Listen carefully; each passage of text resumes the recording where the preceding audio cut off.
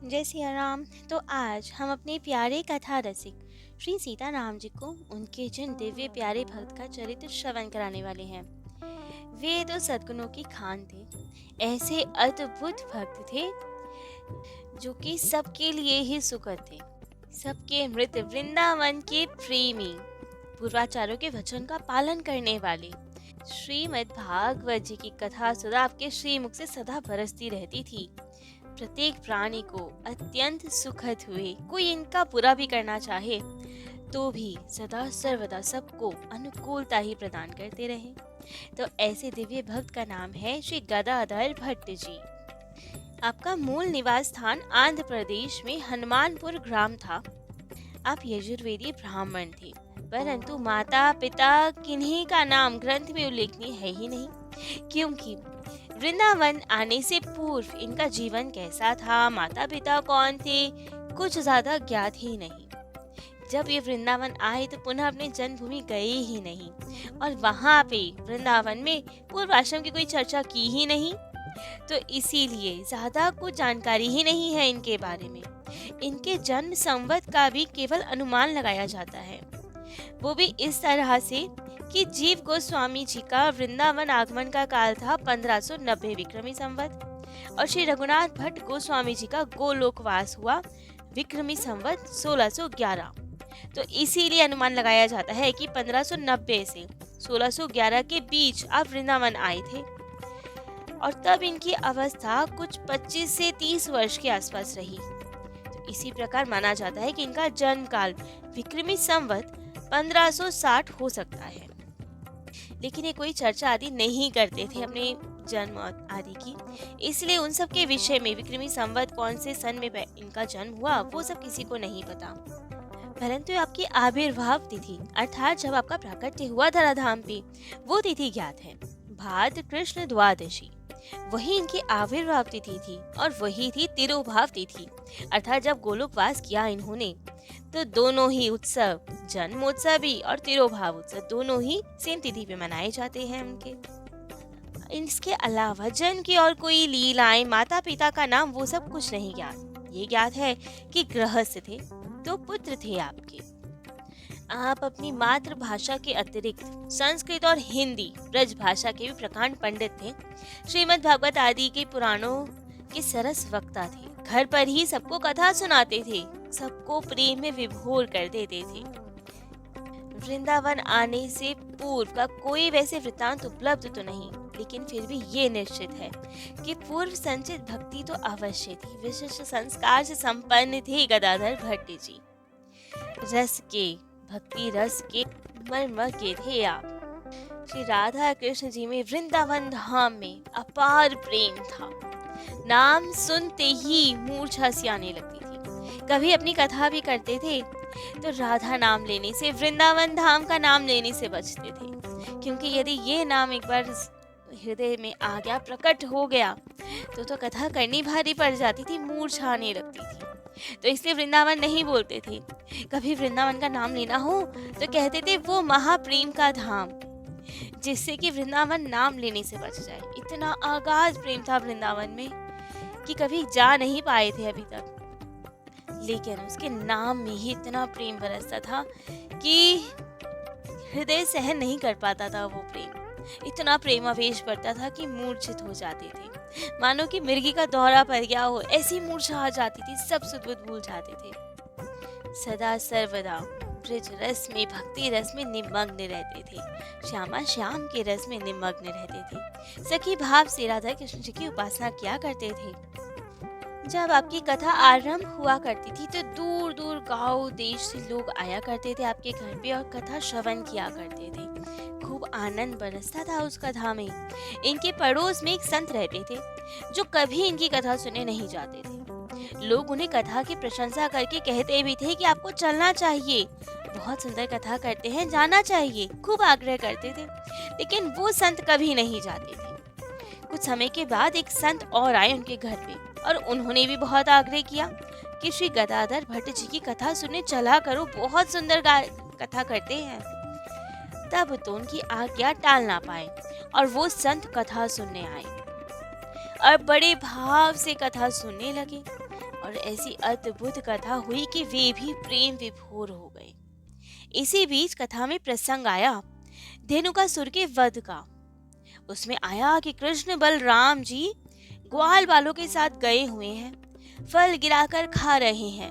इतने में ही आहट पाकर धेनुकासुर दौड़कर आ गया और उसने चुपके से रेंगते हुए पीछे से दुलत्ती मारी और बलराम जी के वक्षस्थल पे प्रहार कर दिया। अब इतना सुनते ही कि बलराम जी के वक्षस्थल पे दुलत्ती मार दी धेनुकासुर ने और उनको चोट लग गई, इतना सुनते ही वो संत का कोमल हृदय तो विदीन हो गया और इतना दुख हुआ, इतना भारी दुख हुआ कि वे अचेत होकर गिर पड़े। अब तो सब श्रोताओं में खलबली मच गई कि ये क्या हो गया, ये संत कैसे मूर्छित हो गए। वैद्यों को बुलाया गया, नाड़ी देखी गई तो अब वैद्यों ने तो कहा कि ये तो मृत हो गए हैं, अब इनके शरीर में प्राण नहीं बचे। अब तो सब जगह खलबली मच गई कि कथा सुनने से इनकी तो मृत्यु ही हो गई, इतना विरह हो गया इन्हें, इतना दुख हो गया, सब और अशांति हो गई। तब तो गदाधर भट्ट जी ने सबको शांत किया और कहा, आप लोग चिंता ना करें, एकाग्रचित होकर कथा सुने। कथा तो अमृत के समान होती है, इसे सुन के कोई मरता नहीं है, अमर हो जाता है। शरीर छोड़कर ये अमरत्व को प्राप्त कर लेंगे और खूब आनंद से गोलोक में वास करेंगे। लेकिन लोग कहने लगे कि जो भी हो, कथा अमृत कैसे हो सकती है, गोलोकवास मिला ना मिला हमें नहीं पता। हम तो यहाँ यही कहेंगे ना कि इन्होंने शरीर छोड़ दिया, मर गए ये संत, हमें क्या पता इन्हें अमर तत्व प्राप्त हुआ कि नहीं हुआ। तो यदि कथा अमृत है वो तो हम तभी मानेंगे जब ये संत जीवित हो जाएं। तो अब तो विश्वास दिलाना था कि सच में कथा तो अमृत के समान होती है। तो अब गदाधर भट्ट जी खूब प्रेमावेश में भर कर कथा प्रवचन सुनाने लगे और धेनुक व्रत का प्रसंग पूर्ण किया। और जैसे ही वो प्रसंग पूर्ण हुआ तो सचमुच वो संत जीवित हो गए। अब ये देखकर तो सर्वत्र हर्ष का माहौल हो गया, सब बहुत प्रसन्न हो गए, सर्वत्र चर्चा फैल गई कि कथा तो सचमुच अमृत के समान है, एक मृतक संत जीवित हो गए। कथा सुनकर सब और जय जयकार हो गई। अब गदाधर भट्ट जी कथा तो कहते थे लेकिन सामने बहुत सुंदर सुंदर पद भी रचा करते थे। ऐसे ही एक उन्होंने पद रचा जो कि था, सखी हो श्याम रंग रंगी, देख बिकाए कही वे मूर्ति सूरति माही पगी, संग हो तो अपनो सुपान सो, सोई रही रिस खोई, जागे हु आगे दीख पर सखने को ना न्यारो हुई, एक जो मेरी अखियन में निसी धौसो रहे करी भौन, गाय चरावन जात सुन्यो सकी, सौधो का नहीं या कौन, कासो कहो कौन पति आवे, कौन करे बकवाद, कैसे के कहु जात गदाधर, गूंगे को हरि स्वाद। एक ये पद गदाधर जी ने रचा जिसमें भाव कुछ ऐसा था कि श्री किशोरी जी श्याम सुंदर के प्रेम में रंगी हुई है, उसमें सराबोर है और अपनी सखियों से कह रही हैं कि मैं तो श्याम के रंग में रंग चुकी हूँ, केवल एक बार दर्शन किया और उनकी इस मधुर मुस्कान पे, मोहिनी मूरत पे मानो बिक गई हूँ मैं, जहाँ देखो वहीं श्याम ही श्याम दिखाई देते हैं। तो अपनी सखी से पूछ रही हैं कि ये कौन है, अभी तक नाम नहीं जानती है कन्हैया जी का, कुछ नहीं जानती, केवल एक बार देखा है। तो अपनी सखी से पूछ रही है कि ये कौन है, आंखें बंद करो तो भी वही दिखाई देते हैं, आंखें खोलो तो भी वही दिखाई देते हैं, तो ये कौन है। एक मैंने वो श्याम सुने हैं जो गैया चराते हैं, जो बहुत सुंदर है, सब और उनकी चर्चाएं हैं, और एक ये है, तो क्या ये दोनों अलग हैं कि एक ही हैं? कौन है ये कन्हैया और जिनको मैंने देखा वो कौन है। तो उनकी सखी अर्थात गदाधर भट्ट जी ही गोपी भाव में निमग्न होकर ये वर्णन करती हैं और उसी निकुंज में इसी लीला का इस पद के जरिए खूब सुंदरता से वर्णन करती हैं। तो अब गदाधर भट्ट जी ने तो ये पद गा दिया, लेकिन सबको तो ये गूढ़ भाव समझ नहीं आया कि इस पद में क्या क्या वर्णन है, निकुंज की लीला का कुछ वर्णन है।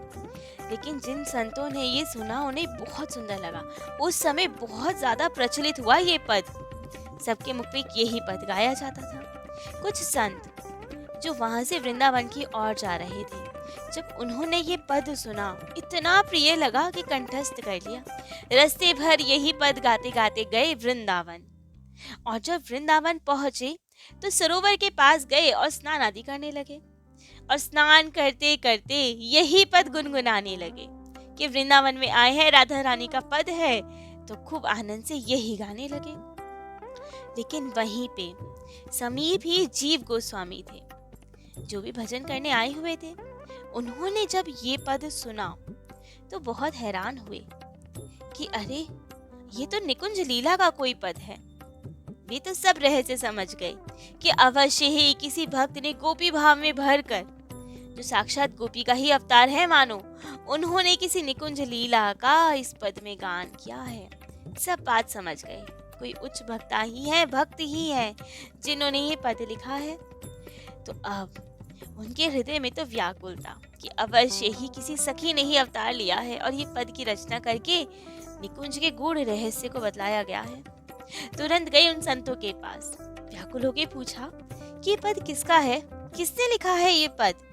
तब तो उन संतों ने बताया कि हम तो यात्रा करते करते आ रहे थे आंध्र प्रदेश से, वहीं पे हमने किसी के मुख से सुना और हमें इतना प्यारा लगा कि हमने कंठस्थ कर लिया। तो हम भेंट तो नहीं हुई जिसने पद लिखा, लेकिन पद में छाप है भट्ट जी की, गदाधर भट्ट जी की। तो इससे मालूम पड़ता है किसी गदाधर नाम के भक्त ने लिखा है। अब तो जीव गोस्वामी समझे कि अच्छा, जो भी है आंध्र प्रदेश का है, भक्त है, तो अवश्य ही उनके दर्शन हमें करने हैं। तो तुरंत ही अपने 2 शिष्यों को बुलाया और गदाधर जी के लिए एक पत्र लिखा। पत्र में एक बहुत सुंदर श्लोक रच के लिखा, जिसका अर्थ था, सर्वेश्वरी श्री राधिका के चरण कमल की रेणु के आराधन के बिना, श्री राधा चरण चिन्हित वृंदावन धाम का आश्रय लिए बिना, श्री राधा भाव रस से गंभीर चित वाले रसिकों के संत के बिना, श्याम रस रूप महासमुद्र में कैसे अवगाहन हो सकता है, अर्थात नहीं हो सकता। जीव गोस्वामी जी को इस बात की बहुत हैरानी थी कि ये कौन से ऐसे संत हैं जिनके हृदय में राधा रानी के प्रति ऐसे भाव उत्पन्न हो गए। सखी भाव कैसे इतना प्रगाढ़ उत्पन्न हो गया, भक्ति कैसे उत्पन्न हो गई। जीव गोस्वामी जी बहुत आश्चर्य में है कि रंग कैसे चढ़ा इन पे, श्याम रंग कैसे चढ़ा। कि आप ये नहीं कहते कि श्याम रंग चढ़ा नहीं, क्योंकि वो तो प्रकट है, पद में पता चल रहा है कि श्याम रंग में रंगे हुए हैं गदाधर भट्ट जी। आपकी वाणी से अनुभव होता है कि चौखा प्रेम रंग चढ़ा है, लेकिन चढ़ा कैसे। साधारण कपड़े को भी रंगने के लिए 3 चीजों की आवश्यकता होती है। रैनी, रैनी अर्थात जिस बर्तन में रंग घोला जाता है। दूसरी चीज रंग, जो कपड़े पे चढ़ाया जाए। और तीसरी चीज रंगने वाला, जो रंग चढ़ाए। तो जब कपड़े को रंगने के लिए 3 चीजों की आवश्यकता होती है, तो इस भक्ति में रंगने के लिए भी तो 3 चीजों की आवश्यकता है। रैनी है धाम, चाहे वृंदावन धाम हो चाहे अयोध्या धाम हो। पहली चीज वृंदावन, रंग, रंग है हमारी श्यामा श्याम श्री राधा माधव का प्रेम, वही रंग है। और तीसरी चीज रंगने वाले अर्थात रसिक संत जन, बिना संतों के कौन रंगेगा भक्त को। तो यही सोच रहे हैं कि वृंदावन आए बिना, रसिकों का संग लिए बिना, श्यामा श्याम का प्रेम पाए बिना कैसे ये इतने रंग में रंग गए हैं। तो अवश्य ही यदि ये कभी स्थूल शरीर से प्रत्यक्ष रूप से वृंदावन नहीं आए, तो अवश्य ही सूक्ष्म शरीर से तो वृंदावन आए होंगे, तभी तो इतना प्रगाढ़ रंग चढ़ा है। क्योंकि बिना इन सब के तो ये श्याम का प्रेम क्या, उसकी एक वायु का स्पर्श भी दुर्लभ है, वो भी नहीं मिल सकता। तो इसीलिए ही पत्र लिख के भेज दिया कि इन तीनों चीजों के बिना आप में इतना प्रगाढ़ प्रेम कैसे चढ़ गया, कैसे इतने रंग में रंग गए आप श्यामा श्याम के। जीव गोस्वामी जी को यही आभास, जैसे कभी मीराबाई जी पे मेड़ता में ही श्याम रंग चढ़ गया था, जबकि वे कभी वृंदावन गई नहीं थी उससे पहले।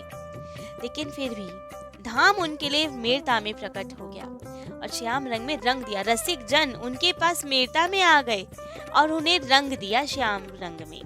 ऐसे ही गदाधर भट्ट जी के पास भी आंध्र प्रदेश में ही धाम प्रकट हो गया रसिक जन उन्हें अवश्य मिले होंगे, तभी तो श्याम रंग में रंग गए वो। उसी सबकी प्रशंसा कर रहे हैं जीव गोस्वामी जी। पूछ रहे हैं उनसे कि कैसे चढ़ा इतना प्रगाढ़ रंग। लेकिन यहाँ गदाधर भट्ट जी तो बहुत दीनता में, दैन्य की मूरत। उन्हें तो यही लगा कि हम पे कहाँ कोई रंग चढ़ा है, रंग क्या, प्रेम का एक छींटा तक नहीं है हमारे पे तो। लेकिन मन में इच्छा बहुत है वृंदावन जाने की। लेकिन कैसे जाएं वृंदावन बिना किसी परिकर के, संत के, रसिक सनों के? वृंदावन में प्रवेश मुश्किल है, मुश्किल क्या असंभव है। कोई कितना भी चाहे कि हम धाम चले जाए, बिना ठाकुर जी की इच्छा के, बिना उनके संतों की इच्छा के कोई धामवास थोड़ी प्राप्त कर सकता है।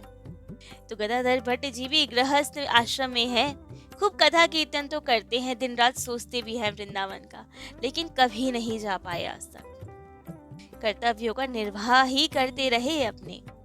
लेकिन अब समय बदलने वाला था, संत की कृपा होने वाली थी, पद संत के कान में पड़ चुका था, जीव गोस्वामी जी के पास आ चुका था। तो बस 2 संतों को भेज दिया कि जाओ ढूंढो गदाधर भट्ट जी को और उन्हें वृंदावन ले आओ, उन्हें ये पत्र दो। और दोनों संत बड़े प्रसन्न होकर चल दिए, जबकि वृंदावन से आंध्र प्रदेश कितना दूर है, लेकिन फिर भी चल दिए, क्योंकि अनमोल हीरे हैं गदाधर जी, ठाकुर जी के प्रेमी जन हैं। इतना सुंदर पद लिखा तो हृदय के भाव प्रकट हैं, क्या अनमोल भाव हृदय में संजोए हुए हैं। तो इसके लिए कितनी भी लंबी यात्रा हो, ऐसे संत के दर्शन तो करने ही हैं। तो दोनों संत खूब आनंद में भर के जीव गोस्वामी जी की वो पत्र लेके चल दिए आंध्र प्रदेश की ओर। और अब चलते चलते खूब आनंद से पहुंच गए आंध्र प्रदेश और वही ग्राम में। और यहाँ गदाधर भट्ट जी प्रातः काल सुहावना समय देखकर, अभी तो सूर्योदय भी नहीं हुआ था, लेकिन आ गए बाहर। एक कुएं के पास बैठे दातौन कर रहे थे। तभी इन दोनों संतों का आगमन हुआ। गांव में कोई दिखा नहीं, सबसे पहले गदाधर भट्ट जी ही दिखाई दिए। उन्हीं से पूछ लिया, खूब प्रणाम आदि किया और पूछा, इस गांव में गदाधर भट्ट जी का घर किधर है? अब उस समय भट्ट जी तो बहुत प्रसन्न कि अरे वाह, आज तो सुबह सुबह संतों के दर्शन हो गए, आनंद आ गया, और वो भी हमसे मिलने आए हैं। आज तो संत सेवा का सौभाग्य मिलेगा, खूब आनंद रहेगा, कथा कीर्तन सुनने को मिलेगी, आज तो अद्भुत दिवस है। तो अब इन्होंने बताया नहीं कि मैं ही गदाधर भट्ट हूँ। पहले पूछा कि आप कौन हैं भगवान, कहाँ से पधारे हैं, क्या कार्य है गदाधर भट्ट जी से? तब तो उन संतों ने सोचा कि जीव गोस्वामी जी ने कहा है कि पत्र तो केवल गदाधर जी के हाथ में ही देना है। यदि ही हम बता दें कि हम पत्र देने आए हैं उन्हें, तो कहीं ये ना कह दे कि हम ही पहुंचा देंगे, इसी गांव के हैं। तो कुछ बताया नहीं कि किस उद्देश्य से आए हैं। लेकिन गदाधर भट्ट जी ने फिर पूछा कि ठीक है, कार्य ना बताइए, ये तो बताइए आप कहाँ से आए हैं। तब तो उन संत ने कह दिया कि सब पुरियों के सिर मोर, वृंदावन धाम से आए हैं हम। और बस गदाधर भट्ट जी ने जैसे ही वृंदावन सुना, इतना प्रेम आवेश बढ़ा कि संभाल नहीं पाए स्वयं को। कुएं के पास दातौन कर रहे थे, वृंदावन का नाम सुनते ही तो मूर्छित हो गए। दातौन वैसे सब हाथ से गिर गए और स्वयं कुएं में जा गिरे, मानो जैसे कोई मिर्गी का दौरा पड़ गया हो। मिर्गी वाले मरीजों को जल आग से दूर रखना पड़ता है, उन्हें देख के उन्हें मिर्गी का दौरा पड़ जाता है। ऐसी ये रसिक प्रेमी जन थे गदाधर भट्ट जी, जिन्हें राधा माधव का नाम सुनते ही, वृंदावन धाम का नाम सुनते ही प्रेमावेश आ जाता है, हृदय अति व्याकुल हो जाता है, क्योंकि कभी जा नहीं पाए प्रत्यक्ष, खूब याद करते हैं। लेकिन अब क्या है, संत तो बहुत डर गए कि ये क्या हो गया, ये तो कुएं में गिर गए, चोट लग गई इन्हें। इतने में तो धीरे धीरे सब गांव वाले आ गए, जैसे तैसे उन्हें बाहर निकाला। संत तो बहुत दुखी कि ये क्या कर दिया हमने, ऐसा क्या हो गया। पूछा गया सबसे, लोगों से कि क्या हो गया इन्हें, कौन है ये। तब तो सबने बताया कि ये गदाधर भट्ट जी हैं। अब तो संत हैरान कि यही गदाधर भट्ट जी हैं। पूछा कि इन्हें कोई बीमारी है या क्या, हमने तो केवल यही बताया था कि हम वृंदावन से आए हैं और ये मूर्छित होके गिर पड़े। तब तो सब गांव वालों ने बताया कि ये अपार प्रेमी हैं वृंदावन के, खूब सुंदर कथा करते हैं वहाँ की, लेकिन कथा में कभी वहाँ का नाम नहीं लेते। बर्दाश्त नहीं कर पाते वहां का नाम, इनको वो प्रेम सहन नहीं हो पाता। प्रेमावेश ऐसा बढ़ जाता है कि मूर्छा आ जाती है। अब तो संत सोचे तो चेतना कैसे आए कि अब क्या किया जाए इन्हें चैतन्य करने के लिए। बड़े दुखी हुए कि हमारे कारण इन्हें दुख पहुंचा कि सुख समझ नहीं आया हमें। तब तो गांव वालों ने कहा कि अब कीर्तन करना पड़ेगा, राधा माधव के नाम का, वृंदावन धाम के नाम का कीर्तन करते हैं तो इन्हें चेतना आएगी। संत फिर हैरान कि अरे, अभी तो आपने कहा कि वृंदावन नाम सुन के मूर्छित हो जाते हैं, तो यदि हम वृंदावन वृंदावन ही करते रहेंगे तो इनकी मूर्छा तो कभी दूर नहीं होगी। ये तो ऐसे मूर्छित पड़े हैं जैसे मृत हो गए हों, शरीर में प्राण ही ना हो। वैद्य को बुलाते हैं, लेकिन लोगों ने कहा नहीं नहीं, ये वृंदावन धाम की महिमा ही ऐसी है, यदि वे बीमारी है तो वही उपचार भी है। जैसे विष को विष ही काटता है, वैसे ही जब धाम से विरह इन्हें हो गया, प्रेमावेश बढ़ गया, तो उसी नाम का कीर्तन करने से विरह शांत भी होगा। तो अब कीर्तन करो राधा माधव के नाम का, वृंदावन धाम के नाम का कीर्तन। खूब सुंदरता से अब तो संतों ने वृंदावन धाम के नाम का कीर्तन किया, राधा माधव के नाम का कीर्तन किया, और धीरे धीरे अब उनको चैतन्य आने लगी। अब तो धीरे धीरे जब नाम कानों में पड़ा तो विरह शांत हुआ और चैतन्य हुए गदाधर भट्ट जी। तो अब चैतन्य तो हो गए, लेकिन अब संत घबरा रहे हैं कि क्या करें, दोबारा से इन्हें बताएंगे, वहां की पत्री देंगे तो फिर मूर्छित ना हो जाएं। तो कैसे संत उन्हें पत्र देते हैं, और पत्र पढ़कर या पत्र हाथ में लेकर, वृंदावन से आया है पत्र, क्या अनुभव होता है गदाधर भट्ट जी को? कहीं फिर से तो मूर्छित नहीं हो जाते? क्या रहता है? ये सब हम अपने प्यारे कथा रसिक श्री सीताराम जी को कल श्रवण कराएंगे। आज के लिए इतना ही। जय जय श्री सीताराम।